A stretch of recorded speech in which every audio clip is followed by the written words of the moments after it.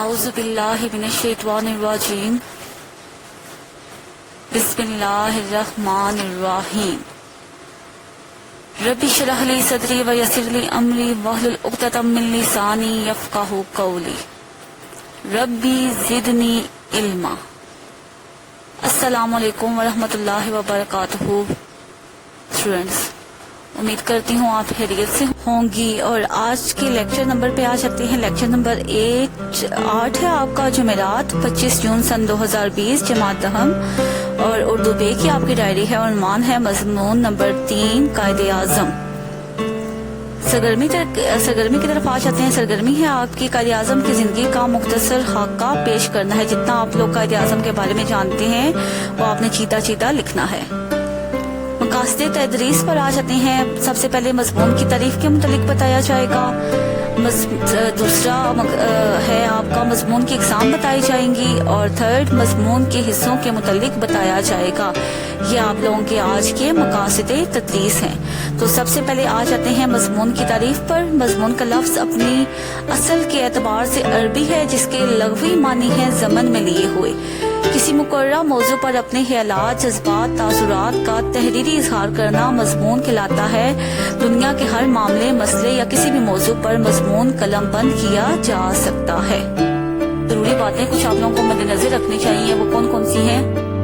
مضمون کو نہایت درجہ خوش خط لکھیں تاکہ آسانی سے درست طور پر پڑھا اور سمجھا جا سکے۔ مضمون کو مکمل کر لینے کے بعد ایک دفعہ ضرور پڑھیں تاکہ چھٹے ہوئے الفاظ لکھے جا سکیں، املا کی غلطیاں بھی درست کی جا سکیں، اور خیالات جو لکھنے سے رہ گئے ہیں وہ پڑھتے ہوئے یاد آئیں تو لکھے جا سکیں۔ اب مضمون جو ہے اس کی کئی اقسام ہیں: ادبی، اخلاقی۔ ادبی جو ادب سے متعلق ہوتے ہیں، جیسے کہ شعراء کے لطائف، شعر و سخن۔ اخلاقی جس میں اخلاق، انصاف، رحم، معاشرتی جو رسم و رواج ہوگی اس میں گداگری ہوگی، انصاف ہو گیا، سوانحی کسی شخصیت کے بارے میں ہوگے۔ سیاسی جو اس کا تعلق سیاست سے ہو۔ سائنسی ایسے مضامین جو سائنس سے متعلق ہوں ان کو سائنسی مضامین کہا جاتا ہے، جیسے ٹیلی ویژن، ایٹم بم، ریڈار۔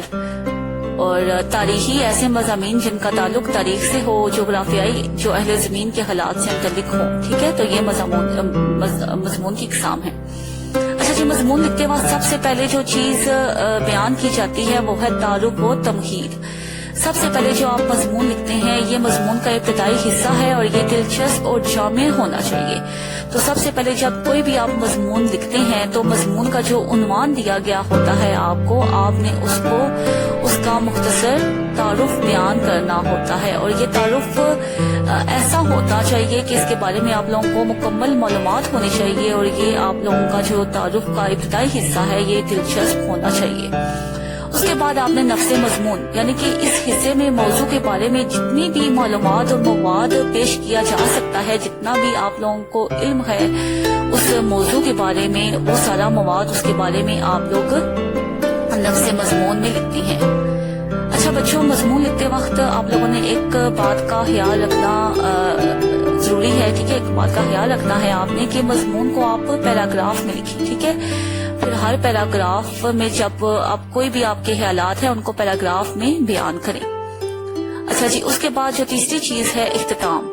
اب مضمون میں پہلا آپ نے اس کا تعارف کروایا، دوسرا آپ نے سارا وہ مضمون جو تھا اس کا سارا مواد پیش کیا، اور آخر میں آپ نے اختتام کرنا ہے۔ تو یہ حصہ بھی دلچسپ اور جامع ہونا چاہیے، اس میں بات مکمل ہو جاتی ہے۔ یہ نہ ہو کہ آپ لوگوں کے جو مضمون ہے اس میں کوئی دلائل اگر پیش کیے جا سکتے ہیں تو آپ نے دلائل ہی نہیں دی تو مضمون آپ کا مکمل نہیں ہوگا۔ تو اب آ جاتے ہیں مضمون نمبر 3 پہ۔ مضمون نمبر 3 جس کا نام ہے قائد اعظم۔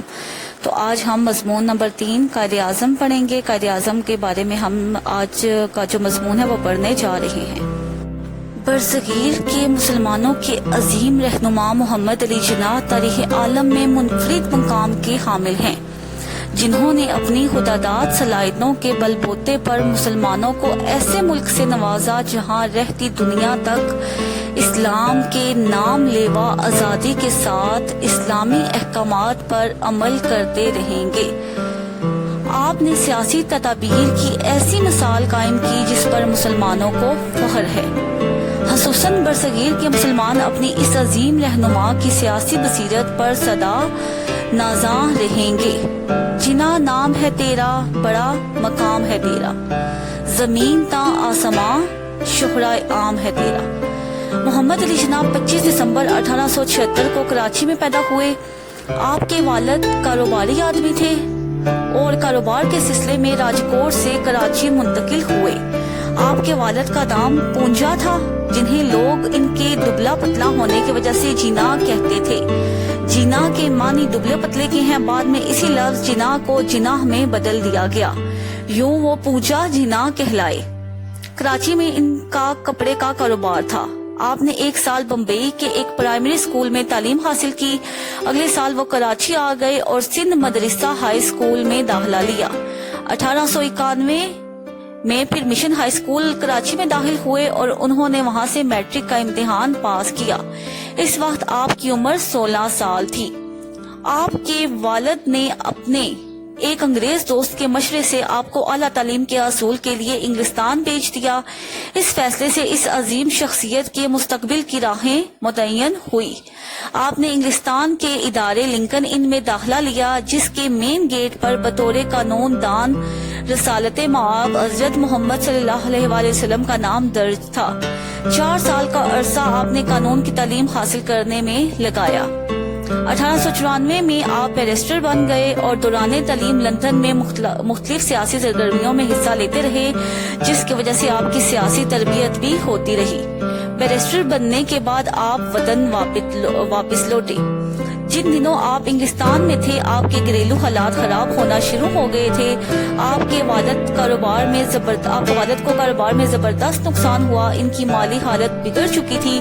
نوجوان محمد علی جناح نے ان حالات کا ہمت اور حوصلے سے مقابلہ کیا اور کراچی میں وکالت شروع کر دی. اس وقت ہندوستان میں کانگریس کی دھوم مچی تھی. محمد علی بھی اس کے ممبر بن گئے اور صلح کا شہزادہ کے لقب سے مشہور ہوئے. وہ کئی سال تک ممبر رہے, مگر جب دیکھا کہ کانگریس ایک ہندو جماعت ہے جو صرف ہندوؤں کی بہتری کے لیے کوشاں ہے اور مسلمانوں کو اپنا غلام بنانے کی فکر میں ہے, تو آپ نے کانگریس کو چھوڑا اور ولایت چلے گئے. 1906 سے مسلم لیگ قائم تھی, مگر در حقیقت بے جان سی جماعت تھی. علامہ اقبال مسلمانوں کی بے بسی پر کڑتے تھے, رات دن اسی غم میں تڑپتے تھے.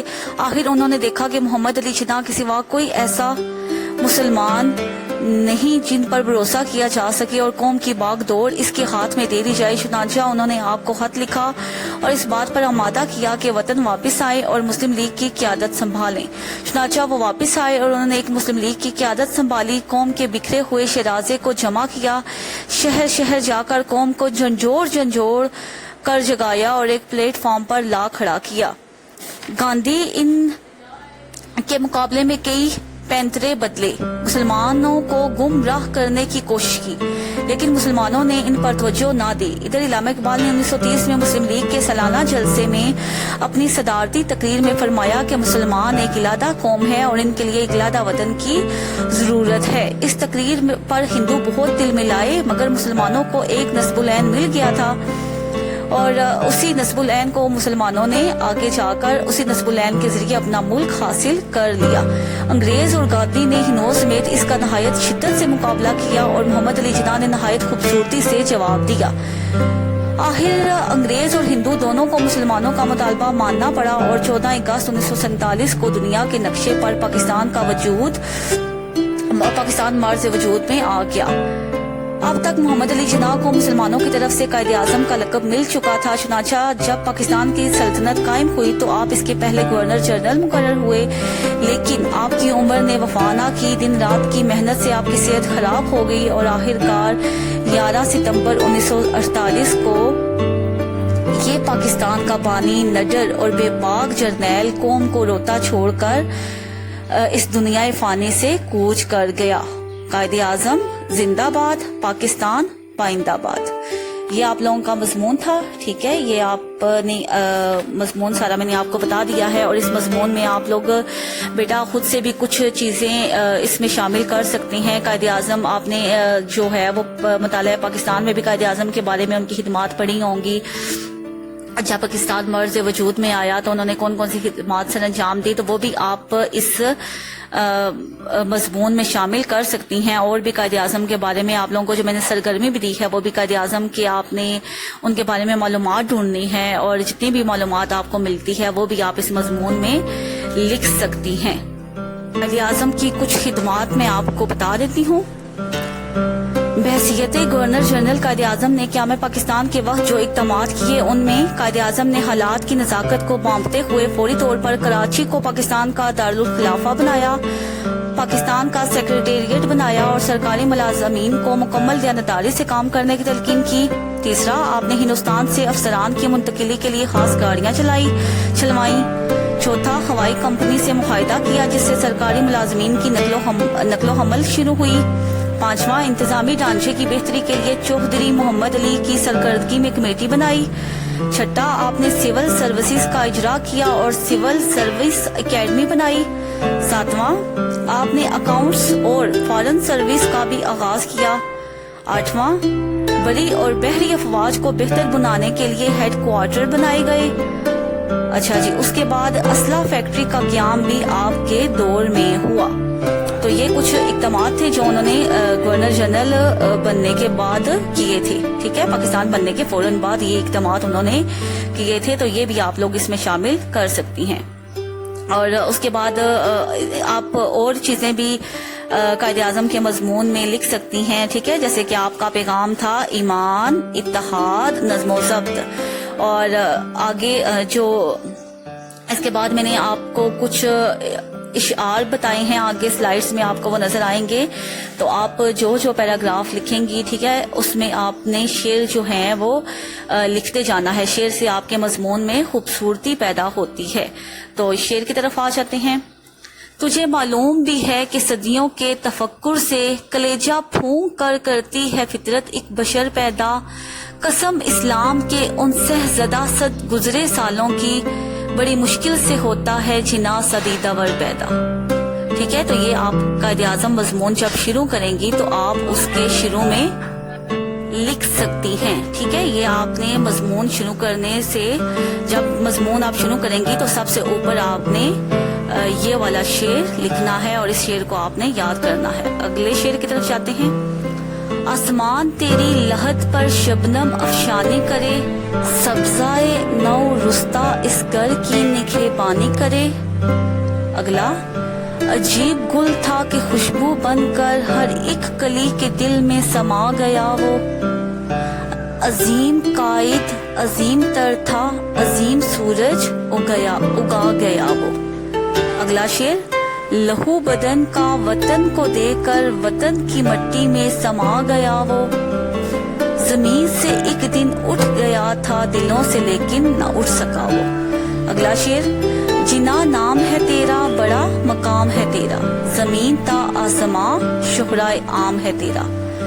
اگلا شعر ہے، ارادے جن کے پختہ ہوں نظر جن کی خدا پر ہو، تلاتم خیز موجوں سے وہ گھبرایا نہیں کرتے. الفت تھی اس کو رحمت عالم کے نام سے، الفت تھی اس کو رحمت عالم کے نام سے، اسلام پہ فدا تھا محمد علی جنا. اگلا شعر، ضمیر لالا میں روشن چراغ آرزو کر دے، ضمیر لالا میں روشن چراغ آرزو کر دے، چمن کے ذرے ذرے کو شہید جستجو کر دے.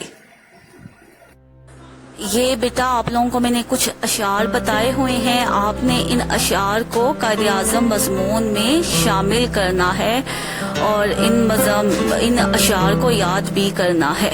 ڈائری کی طرف آ جاتے ہیں. ڈائری ہے آپ کی مضمون قائد اعظم مکمل یاد کر کے آپ نے کیلیگرافی رائٹنگ میں رجسٹر پر لکھنا ہے. کرتی ہوں آپ کو لیکچر اچھے طریقے سے سمجھ آ گیا ہوگا. لیکچر کا اختتام دعا پر کرتے ہیں. سبحانک اللہم و بحمدک، اشہد ان لا الہ الا انت، استغفرک و اتوب الیک. اللہ حافظ.